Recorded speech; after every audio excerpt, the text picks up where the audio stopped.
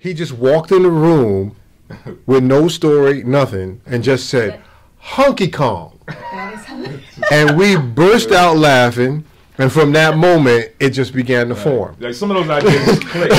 Everyone kind of gets it at the same time. Like, oh, let's tell the story. It's hilarious, you know. And so yeah, and a lot of the shows come out of thoughts like that. Well, you know what we try to do is tell the truth of our upbringing. I mean, during the 70s, we had a community.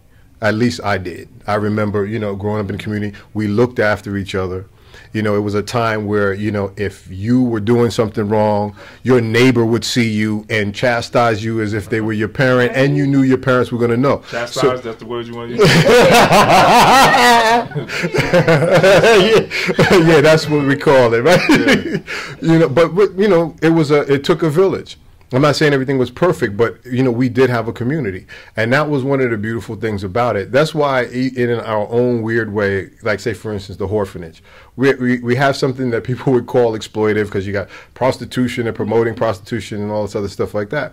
But yet and still, what you have is a group of people who decide to take in orphans and make a home for them, right?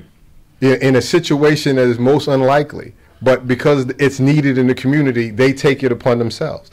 You have a guy who normally is known as this alpha male superhero who would be a loner, who resides over a bunch of kids and women who need protection. Right. And so that, like you said, that's kind of the magic we try to pull off. Was, you know, we use it as a backdrop, but you never really you don't see Black Dynamite pimping. You don't really see the hoeing. You know. So it's like that's the color of the world. You know, but the stories aren't really about that per se. And to go back to what are you saying about the family dynamic and the characters?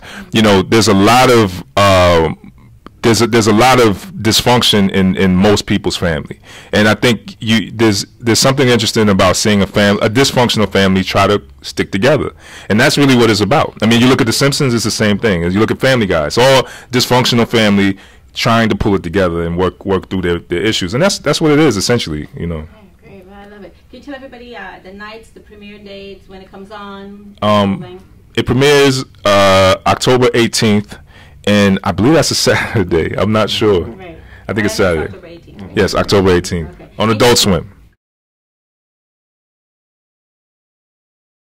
I learned that you got to have fun. You know, at the end of the day, even if you have a successful show and you're not having fun, it's like not really worth it. You know, I feel like, you know, we try to make sure that everything we're doing is stuff that is fun to us, and you know, and we like working together, and we continue to laugh, and you know, hopefully it shows in the work. You know, I think that's the most important thing. Excellent. Yeah, no, I'm with it. Okay, you're with it. All right, guys. Well, thank you so much. Can't wait to see the show, and keep on having great success. Thank you. Thanks a lot.